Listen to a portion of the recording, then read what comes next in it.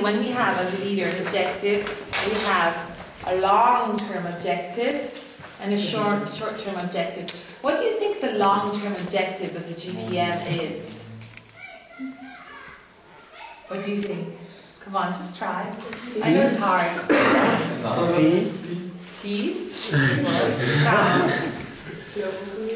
Global communities. Yeah. Networking. What? Break down judgment. Okay. So these are like ideals. So when you have a long-term objective, we normally have the ideals and these are very important. When we have a short-term objective, what do we have in GPM? What are we doing? Meetings like this one here. Okay. Just work together like all. Training. Working together. Establishing friendships. And establishing friendships.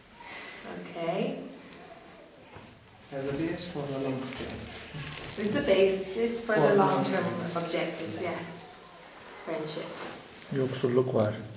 And then, how do I get here? How do I get to the short term? How do I get to the making friendships and working together in multicultural activities? How do I get there? What do I do to get there? I do activities. No?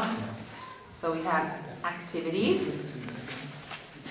And here we put 1, 2 activities is painting the wall, playing with the kids, going to the orphanage, bicycle tour, etc., etc. Who's the target group? Our target group.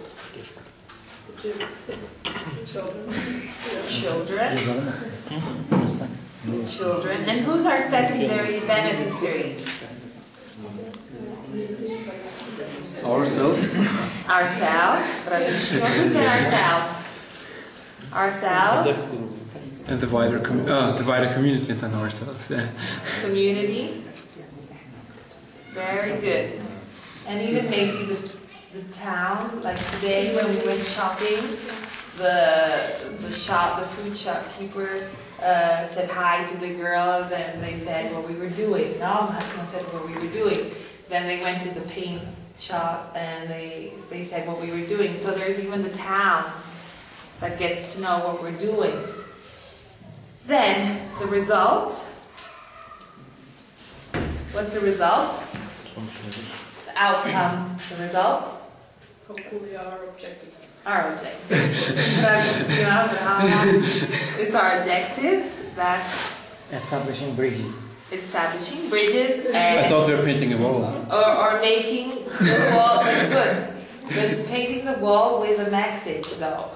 Painting the wall with a peace message on friendship. Okay? On friendship, on community. Painting the wall together with the kids maybe, making them play. Result. This is something only the European Union normally puts in. Risk analysis, from economy always. Risk analysis. The risk analysis is maybe the kids, I just saw it this morning, are a bit wild. The kids are a bit wild, so what do we do when the kids are a bit wild? We can say 2 people of the group concentrate on playing with the kids while the others paint. To separate, so they do ball games or they do other things. Then another risk analysis is that we don't have time in finishing the painting on the wall. So what happens when we don't have time? We can ask somebody from the local community, Amar, if they want to continue with their group.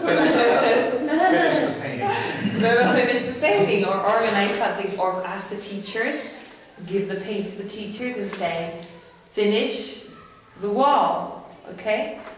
Another risk analysis is the weather. Like rain. What do you do if it rains? his umbrella. We go. We use an umbrella. We use an umbrella. Or we go in the orphanage and play in a sheltered place with the kids. We go in the orphanage and find an alternative activity. Or playing inside. You said playing inside. Okay. Change the plan. We changed it. So this, for me, Marta, Jamila, the risk analysis in concrete is so important. Because effectively, if you don't analyze this part, you won't be able to do a project at the end, manage to bring it ahead.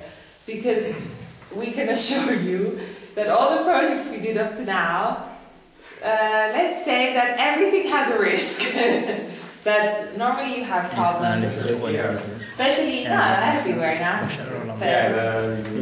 especially when you have a place where there's already problems. Because, for example, here one day they can close a checkpoint, no? Or one day the soldiers can come, or one day it doesn't happen. I mean, it happens often, but sometimes it can happen. So one has to even take into consideration these big risks too. Okay?